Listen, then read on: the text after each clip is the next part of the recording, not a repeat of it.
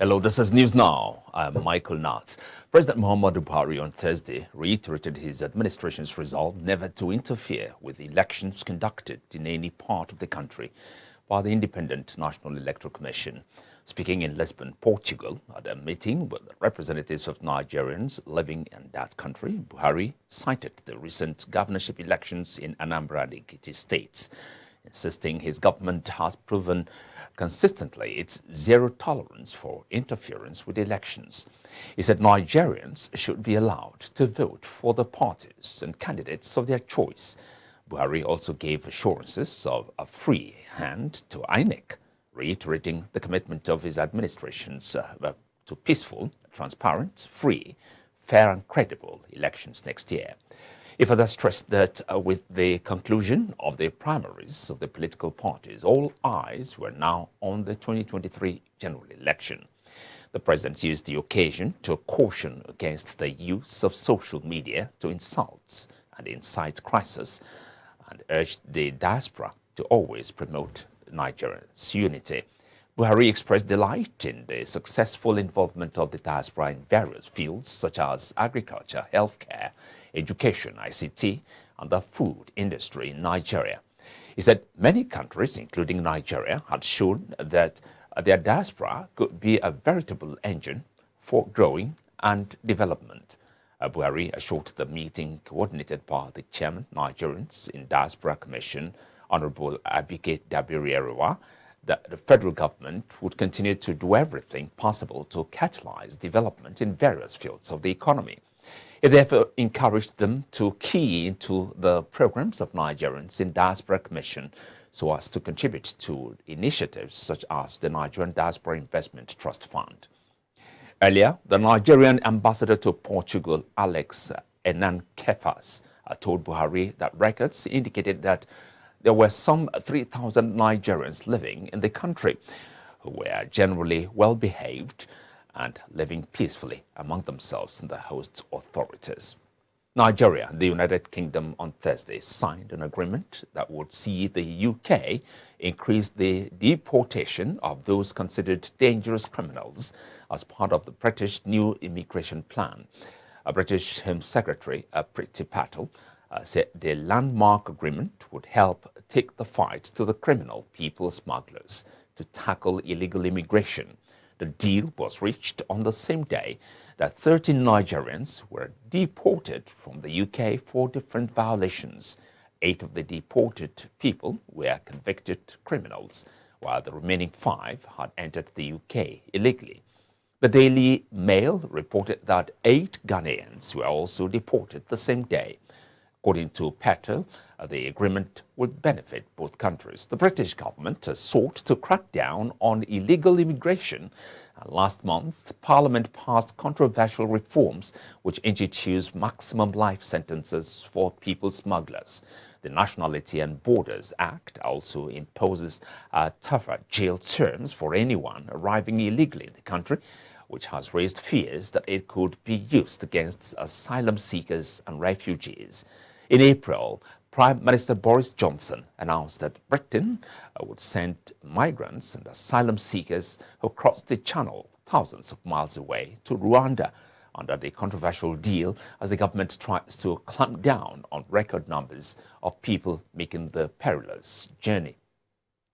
The Speaker of the Lagos State House of Assembly, Mudashiru Obasa, has lamented the high number of permanent voter cards yet to be collected in the state, stating that this may create an opportunity for incompetent persons to be elected as leaders and representatives in the state.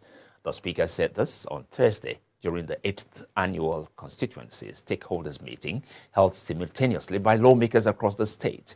Obasa, in his address to stakeholders in his Agege Constituency 1, noted that the theme of the meeting, 2023 general elections, the imperatives of permanent voter cards, was apt as residents need to register and vote.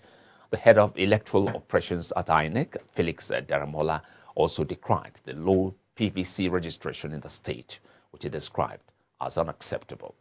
Meanwhile, the Independent National Electoral Commission has extended the ongoing continuous voter registration indefinitely. The exercise was initially scheduled to end on June the 30th, but the Federal High Court in Abuja granted an order of interim injunction stopping Inec from ending voter registration on June the 30th, 2022. Inec National Electoral Commissioner and Chairman Information and Voter Education Committee Festus Okoye made the announcement in a statement on Thursday in Abuja. According to him, all resident electoral commissioners and electoral officers have been directed to continue with the exercise pending further directives from the Commission. Okoye said the Commission had consistently reiterated its resolve to continue to provide electoral services to Nigerians by registering all eligible people. In the meantime, Inec in Kano State has said that 40% of registered voters in the state engaged in double registration. The resident electoral commissioner, Rizkua Shehu, disclosed this while briefing journalists on the ongoing voter registration exercise in Kano on Thursday. The Independent National Electoral Commission yesterday insisted on the July 15 deadline it set for the submission of the lists of governorship and House of Assembly candidates by political parties.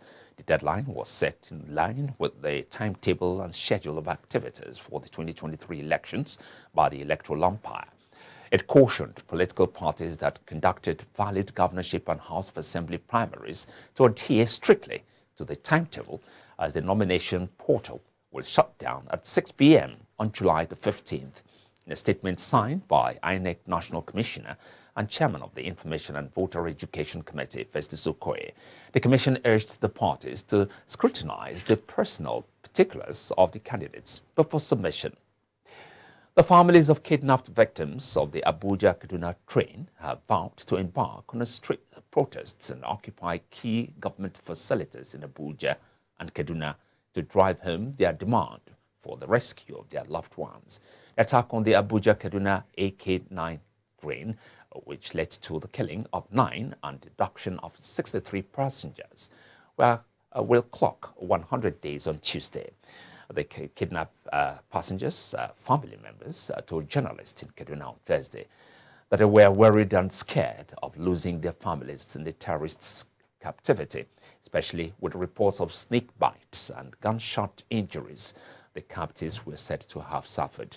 The spokesman of the families, Abdul Aziz Atta, whose aged mother and sister are in the terrorist captivity, said members of the victims' families would be staging a sit-down and occupy protests at public facilities until their loved ones are rescued.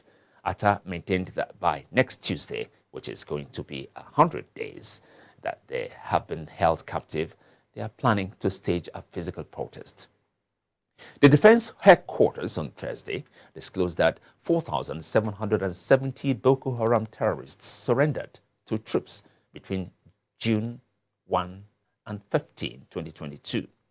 Those who surrendered, according to the Military High Command, include 2,490 children, 1,415 women, and 814 men.